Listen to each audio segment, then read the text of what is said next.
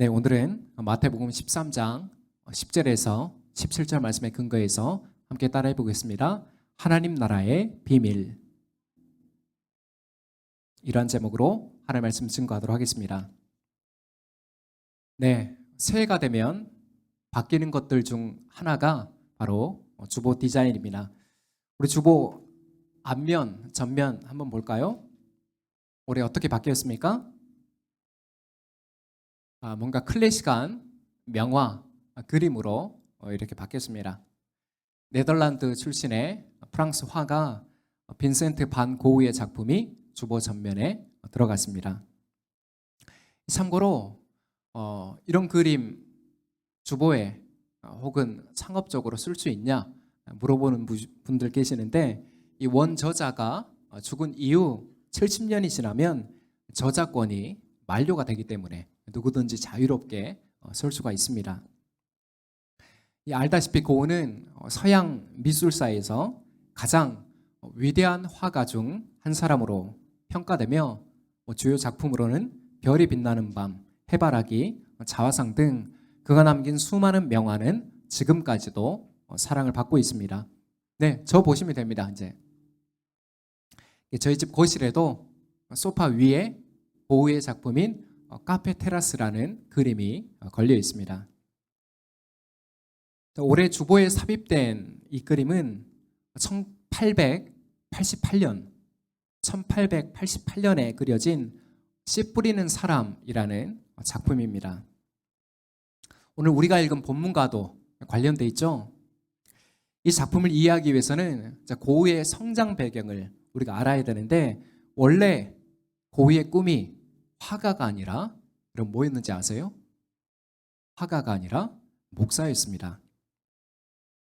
아무래도 그의 할아버지와 아버지가 모두 다 목회자였기에, 네덜란드 개혁교회 출신의 목사였기에 어려서부터 그 영향을 받은 것 같습니다. 어려서부터 성경을 열심히 읽고, 오늘 민석이 아주 말씀을 잘 듣고 있네요. 좋아요. 어려서부터 성경을 열심히 읽고, 또 이후에 장성회에서 설교 사역도 감당하고 전도사 사역도 감당했지만 결론적으로 고흐는 목사가 되지는 못했어요. 왜냐하면 이 중요한 인생의 시기마다 조울증이 찾아왔고, 탄광촌에서 전도사로 이렇게 사역을 했던 시기가 있었거든요. 예나 지금이나 환경이 어떻습니까? 아주 열악하죠. 그래서 그 열악하고 비참한 환경 때문에 그때도 이제 정신이 온전치가 않았어요.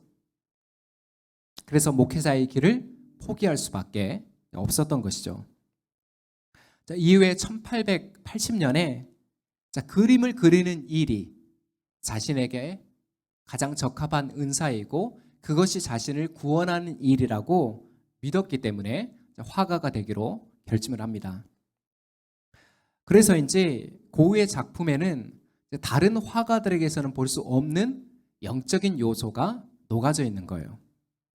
실제로 그가 자신의 친동생에게 보낸 편지를 보면 이런 기록이 남아져 있습니다. 벌판에 씨 뿌리는 사람처럼 하나님의 말씀을 전하는 사람이 되고 싶다. 이러한 편지가 오늘까지도 남아 있습니다. 2008년에 출간된 영혼의 순례자 반고흐라는 책이 있는데, 이 책을 보면 그 전에 이제 서양 미술사의 관점으로 고흐의 작품들을 해석했는데, 그게 아니라 신앙의 눈으로 바라본 고흐의 삶과 그리고 그의 작품에 대한 이야기들을 만나볼 수가 있습니다. 네, 오늘 우리가 읽은 성경은 마태복음 13장입니다. 흔히 마태복음 13장을 무슨 장이라고 부릅니까? 천국장, 하나님 나라 장이라고 부릅니다. 여기에는 총 8개의 비유가 연달아 등장하는데, 그 목록을 보면 씨 뿌리는 자 비유, 밀과 가라지 비유, 겨자씨 비유, 누룩 비유, 보화 비유, 진주 비유, 그물 비유, 마지막으로 집주인 비유가 등장합니다.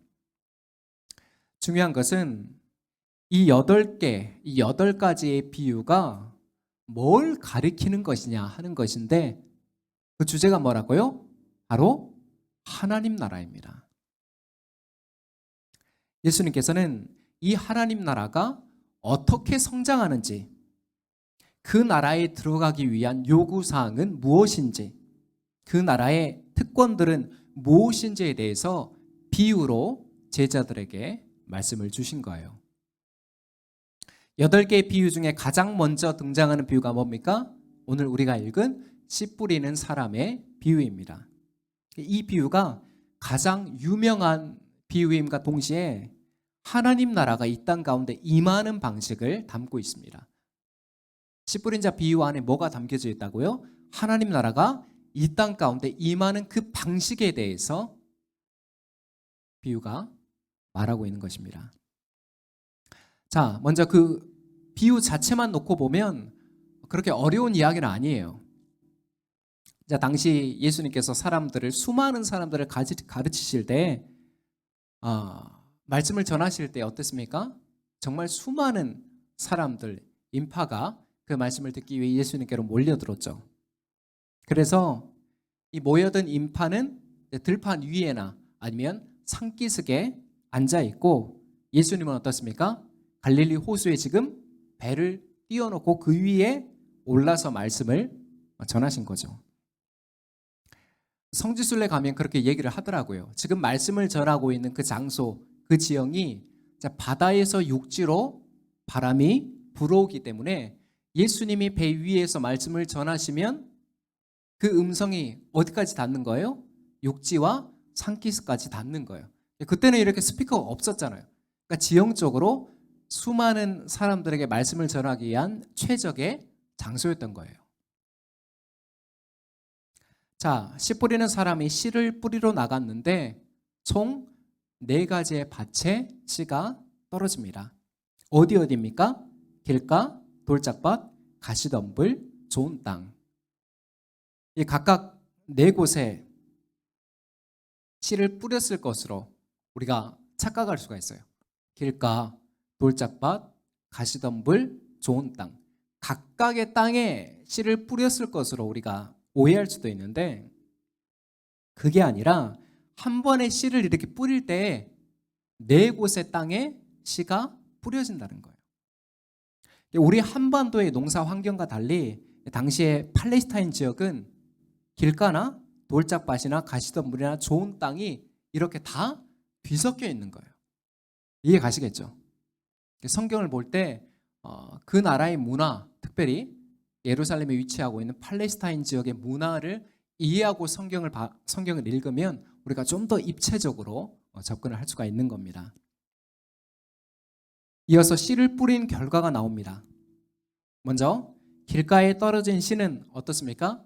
새들이 와서 그 씨들을 다 먹어버렸고, 돌짝밭에 떨어진 씨는 흙이 깊지 않아서 싹은 났으나 어떻습니까? 해가 뜨자 그 햇빛 때문에 다 타버리고 뿌리가 없어서 말라 죽어버렸습니다.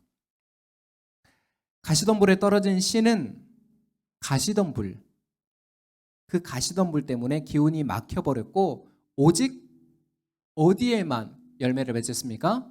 좋은 땅에 떨어진 씨만이 열매를 맺는데 얼만큼 결실을 낸다고요? 100배, 60배, 30배 풍성한 결실을 맺었습니다.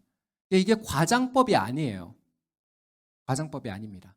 품종에 따라서 뿌리는 씨는 정말 작은데 걷어들이는 수확이 엄청난 그런 열매들이 있죠. 그걸 떠올리면 돼요. 과장법이 아니라는 이야기입니다. 이처럼 예수님의 비유는, 씨 뿌리는 사람의 비유는 간단해요. 간단한 이야기인데 문제가 뭡니까? 예수님의 제자들을 포함해서 말씀을 듣는 그 수많은 사람들 중에 비유를 알아듣는 사람들이 어때요? 아무도 없었다는 겁니다. 그래서 10절의 제자들이 예수님께 묻잖아요. 주님, 어찌하여 비유로 말씀하십니까? 그러자 예수께서 뭐라고 답변하십니까? 우리 11절 말씀 함께 읽겠습니다. 시작. 예수께서 그들에게 대답하셨다. 너희에게는 하늘나라의 비밀을 아는 것을 허락해 주셨지만 다른 사람들에게는 그렇게 해주지 않으셨다. 아멘. 이게 무슨 말이에요? 여러분, 이게 무슨 뜻입니까? 하나님 나라의 비밀이 모두에게 공개된 말씀이 아니라는 거예요. 좀 이상하죠? 우리가 아는 기독교 복음의 성격은 모든 사람, 만민을 위한 것인데 지금 예수님이 어떻습니까? 분명한 구분을 짓고 있는 거예요. 너희에게는 허락됐으나 다른 사람들에게는 허락되지 않았다. 의도적인 구분을 짓고 있는 것입니다. 이어서 주님은 현재의 그 상황이 선지자 이사야의 예언이 이루어진 것임을 밝히십니다. 우리 이어서 14절에서 15절 말씀 함께 읽겠습니다. 시작. 이사야의 예언이 그들에게서 이루어지는 것이다. 너희가 듣기는 들어도 깨닫지 못하고 보기는 보아도 알아보지 못할 것이다. 이 백성의 마음이 무디어지고 귀가 먹고 눈이 감기어 있다. 이는 그들로 하여금 눈으로 보지 못하게 하고 귀로 듣지 못하게 하고 마음으로 깨닫지 못하게 하고 돌아서지 못하게 하여 내가 그들을 고쳐주지 않으려는 것이다. 아멘. 구약의 예언서 이사야, 예레미야, 에스겔, 가장 많은 분량을 차지하고 있는 대선지서잖아요. 그 내용들을 읽을 때 우리가 뭘 생각을 해야 되냐면 예수님은 메시아로 이 땅 가운데 오셔서 자의로 어떤 일을 행하신 적이 단 한 번도 없습니다. 예수님이 행하신 일은 뭐와 다 관련되어 있습니다. 뭐와 다 관련되어 있습니까? 구약의 예언자들의 그 예언과 모두 관련이 있는 거예요. 구약에서 미리 예언해놨던 그 일을 다 예수님이 성취하시는 겁니다. 그 연관성을 기억하고 예수님의 사역을 바라보셔야 됩니다. 예수님께서 광야에서 마귀의 시험에 승리하시고 돌아와서 본격적인 공생애를 시작을 하셨습니다. 그 첫 메시지가 뭐였습니까? 때가 찼고 하나님의 나라가 가까이 왔으니 회개하고 복음을 믿어라. 물론 이 말씀 앞에 회개하며 반응한 사람들도 있었지만 어때요? 대부분의 사람들이 그 회개 복음을 거절했습니다. 알아듣지 못했습니다. 그렇기 때문에 예수님의 하나님 나라 복음 선포가 심령이 가난한 사람, 마음이 가난한 사람들에게는 구원의 기회가 되지만 거부하는 사람들에게는 아이러니하게도 자신을 심판하는 계기가 되는 거예요. 반응에 따라 달라진다는 거예요. 여러분 보세요. 예수님의 하나님 나라 복음의 선포가 심령이 가난한 자들에게는, 정말 그 하나님 나라를 갈망하는 자들에게는 구원이 되는 거예요. 영생이 시작되는 거예요. 근데 그 말씀을 거부하는 사람들에게 어떻다고요? 심판이 되는 겁니다. 말씀이 들려지지 않는, 하나님의 말씀이 들려지지 않는 게 심판이에요, 여러분.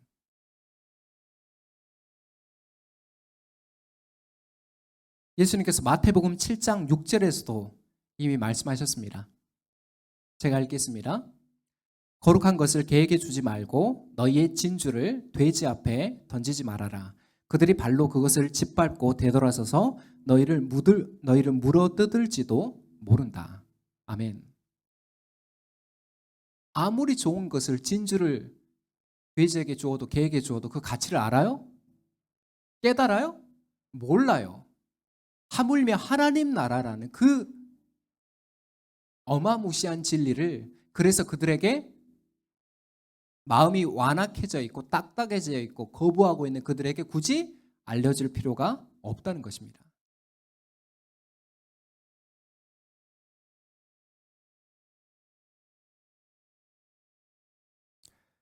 자, 이제 하나님 나라의 비밀에 대한 이야기로 본격적으로 들어가 보도록 하겠습니다. 하나님 나라를 이해하기 위해서는 그 배경을 또 이해할 필요가 있습니다. 예수님 당시 1세기 당시에 유대인들이 기대하던 하나님 나라의 도래, 하나님 나라가 오는 모습은 이렇습니다. 먼저는 구약에 예언했던 그 메시아가 오시고 그 메시아를 통해서 하나님의 직접적인 통치가 시작되는 것입니다. 구약에 다윗 왕조를 하나님께서 세우시죠. 왕권을 허락하시죠. 그게 어떤 목적입니까? 다른 나라들도 다 왕이 있었어요. 다윗을 통해서 세운 이스라엘은 성격이 뭐가 다릅니까? 왕의 직접적인 통치가 아니에요.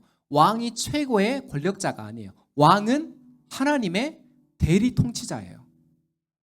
아시겠어요? 하나님의 언약, 하나님의 율법대로 이스라엘을 통치하는 대리 통치자의 개념이에요. 그래서 그 대리 통치자의 역할을 놓쳐버렸을 때 이스라엘의 운명이 어떻게 되는 거예요? 망하는 거예요. 존재 이유가 없어지는 겁니다. 그동안 이스라엘을 억압했던 세력들이 얼마나 많습니까? 아수르, 바벨론, 페르시아, 예수님 당시에는 로마, 계속해서 고대 근동의 제국들이 이스라엘을 계속 식민지 안으로 이렇게 식민지 삼았던 것입니다. 그렇게 이스라엘을 억압했던 세력들, 악인들과 이방인에 대한 심판이 메시아가 오시면 즉각적으로 이루어질 거라고 기대했어요. 메시아는 지금 예수님 당시에 이스라엘을 식민 통치하고 있는 나라가 어디입니까? 로마잖아요. 그래서 메시아는 로마에 대해서 전면적인 전쟁을 선포할 것이고 그 전쟁에서 승리하여 이스라엘을, 과거 그 찬란했던 다윗 왕조 같은 이스라엘을 다시 세우시고 왕으로 등극할 것이라는 그러한 기대와 열망을 유대인들이 갖고 있었습니다. 하지만 예수님께서 말씀하신, 예수님께서 보여주신, 예수님께서 가져오신 하나님 나라는 이와는 정반대였어요. 주님은 하나님 나라가 오는 방식이 눈에 보이는 전쟁을 통해서가 아니라 눈에 보이지 않는, 오늘 비유에서처럼 눈에 보이지 않는 씨 뿌림을 통해서, 그런 은밀한 활동을 통해서 하나님 나라가 온다고 오늘 얘기하고 계시는 거예요. 오늘 비유에서 씨, 뿌리는 그 씨가 뭘 가리킵니까? 하나님의 말씀, 복음, 하나님 나라의 복음입니다. 여러분, 2000년 교회의 역사가 이를 증명해요. 예수와 제자들 이후에 초대교회를 통해서 전파된 그 복음이 어떻습니까? 오늘 2023년을 살고 있는 우리 팔로 공동체까지 와닿지 않았습니까? 2000년의 그 역사적 간격이 있는데 우리가 믿고 고백하는 그 복음과 1세기에 예수께서 전하셨던 그 복음과 다른 거예요? 같은 거라는 얘기예요. 이게 놀라운 사실이에요. 기독교 복음이 갖고 있는. 10년이면 강산이 변한다는데 2000년의 역사 가운데 변하지 않았어요. 그게 진리예요. 변하지 않는 게. 우리가 다른 자격으로 어떤 내세울 만한 의로 하나님 나라 백성이 된 게 아니잖아요. 이처럼 하나님 나라는 전파되는 그 복음을 각 사람이 듣고 믿고 영접함으로 오늘도 세상 가운데 침투하고 있는 것입니다. 이 세계관을 알아야 돼요. 하나님 나라는 이미 이 땅 가운데 들어왔다니까요. 침투해서 들어왔어요. 기독교는 예수 믿고 죽으면 천국 가는 종교가 아니라고 제가 말씀드렸잖아요. 성경에 그런 이야기 없어요. 하나님 나라는 들어왔다니까요. 2000년 전 예수를 통해서.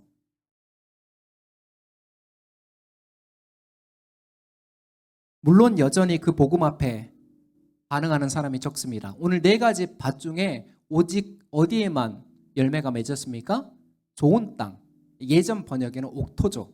확률적으로 보면 몇 프로예요? 25%죠. 4개 유형만 놓고 보면 25%인데 사실 그보다 더 적습니다. 그래서 예수님의 산상순에서 뭐라고 해요? 좁은 길로 들어가기를 힘써라. 좁은 길이에요, 여러분. 진리는 누구나 다 환영하는 게 아니라니까요. 복음의 성격은 회개와 심판을 전하는 거예요. 그리고 그 가운데서 구원이 예수에게 있다라고 전하는 겁니다. 유쾌한 소식이 아니에요. 모두가 다 환영할 만한 소식. 오늘날은 모두가 다 환영할 만한 소식으로 바꿨죠. 예수 믿으면 막 잘 산다고 하니까, 예수 믿으면 다 만사형통한다고 하니까. 성경을 잘 보셔야 됩니다. 자, 오늘 18절 이후부터 예수님께서 직접 씨 뿌리는 사람의 비유를 설명해 주세요. 4개의 밭 중에 좋은 땅 하나에만 씨앗이 심겨지고 열매를 맺어서 100배, 60배, 30배의 결실을 맺었습니다. 나머지 밭들은 다 해당 사항이 없어요. 먼저 길가는 말씀에 대한 관심도 깨달음도 없기에 악한 자, 곧 사탄이 와서 그 씨앗을 빼앗아 가버립니다. 그 씨앗을 발견하기도 전에 빼앗아 가버린다는 거예요. 작년에 학원 복음화 협의회라는 단체에서 대학생들의 신앙 현주소라는 통계 조사를 진행을 했습니다. 그런데 발표된 결과가 모든 항목이 절망적이었어요.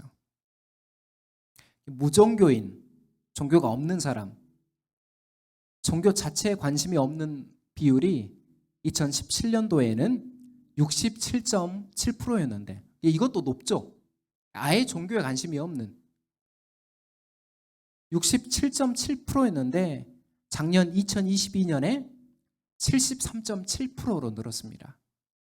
대학생들이 대부분 기독교뿐만이 아니라 종교에 관심이 없는 거예요. 탈종교화 현상이 가속되고 있는 것입니다. 대학에 들어와서 종교를 포기하는 비율도 7.8%에서 13.7%로 늘었고, 기독교 대학생들을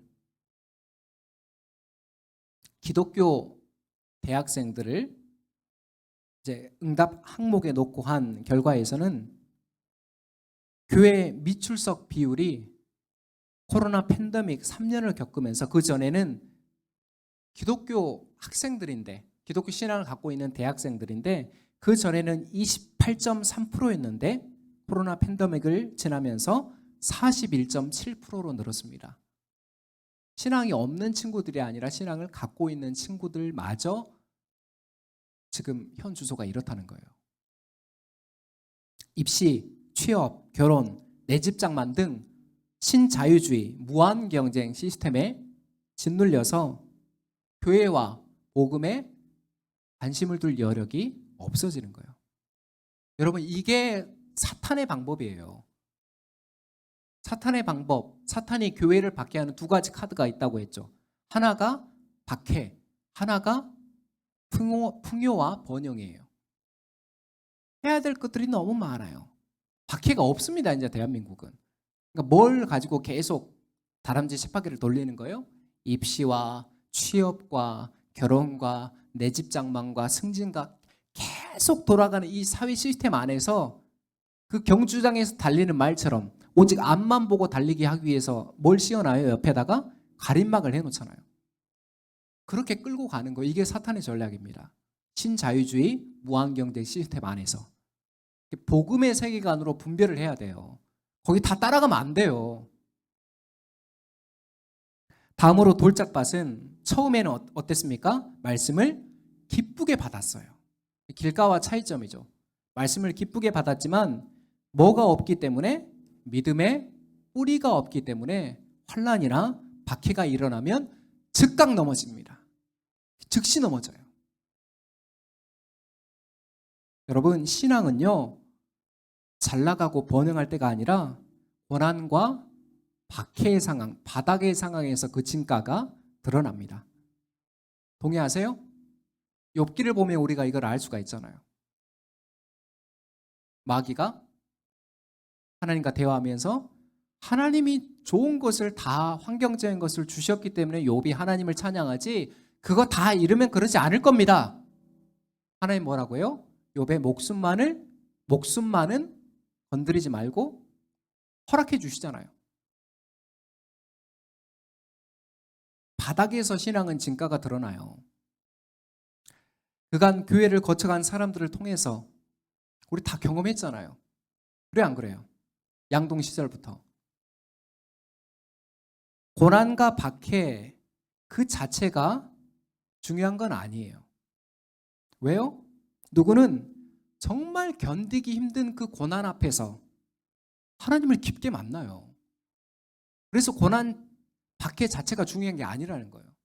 도무지 내 힘으로는 손가락 하나 까딱할 수 없는, 힘조차 없는 상황에서 누구는 하나님을 깊게 체험한다는 거예요. 근데 누구는 고난이 닥치면 하나님이 어디 있냐며, 하나님이 어디 있어, 하나님이 있으면 어떻게 나한테 이럴 수가 있어, 이렇게 얘기하면서 믿음에서 이탈합니다.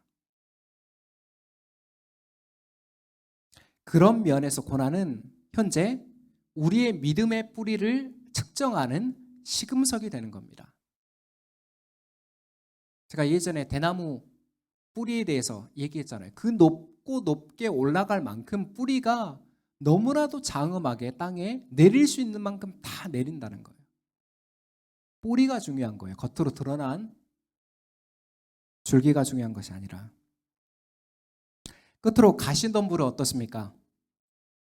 여기도 말씀은 들어요. 그런데 뭐에 막혀서 열매를 맺지 못합니까? 세상의 염려와 재물의 유혹이 성장을 가로막습니다. 기도보다 늘 걱정이 앞서는 사람, 변화무쌍한 환경에 따라 감정이 요동치는 사람, 결정적인 순간에 믿음의 가치보다 돈의 크기를 선택하는 사람, 이런 유형들이 다 가시덤불에 해당한다는 거예요. 근데 주의할 것은 가시덤불의 유형이 교회 밖에 있는 것이 아니라 어디 있다는 거예요? 교회 안에 있다는 거예요. 말씀을 받는다니까요. 때로는 말씀 앞에 반응한다니까요. 근데 뭐에 가로막혀서 분명한 성장을 하지 못한다는 거예요? 분명한 열매를 맺지 못한다는 거예요? 세상의 염려와 재물의, 돈의 유혹 때문에. 예수님 말씀이 진리예요. 2000년 전에 말씀하셨는데 오늘날에도 이 말씀이 틀렸습니까? 어디 하나? 똑같이 그대로 우리의 영적인 신앙을 방해하는 요소는 그대로 똑같다는 거예요.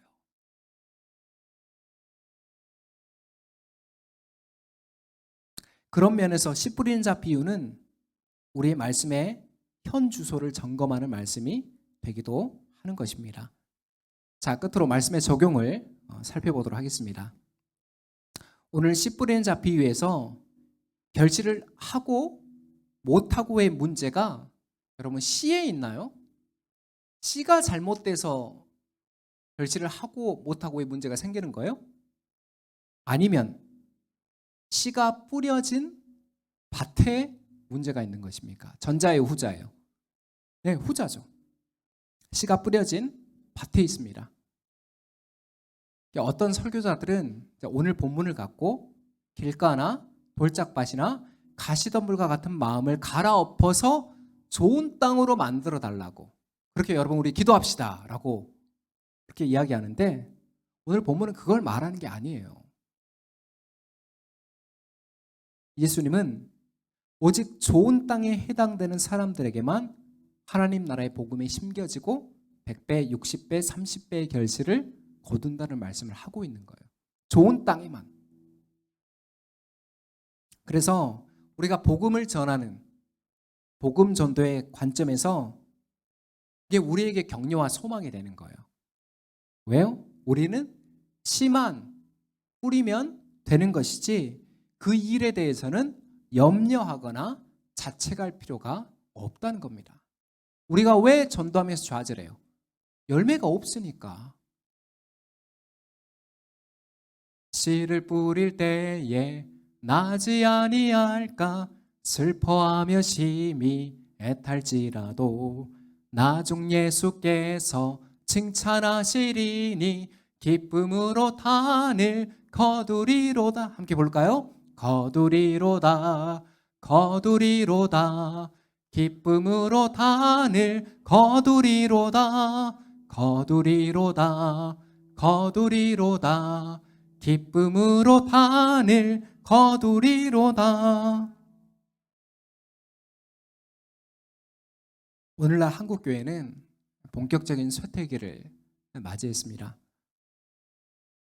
물론 이에 대해서 여러 복합한 복합적인 이유가 있겠죠.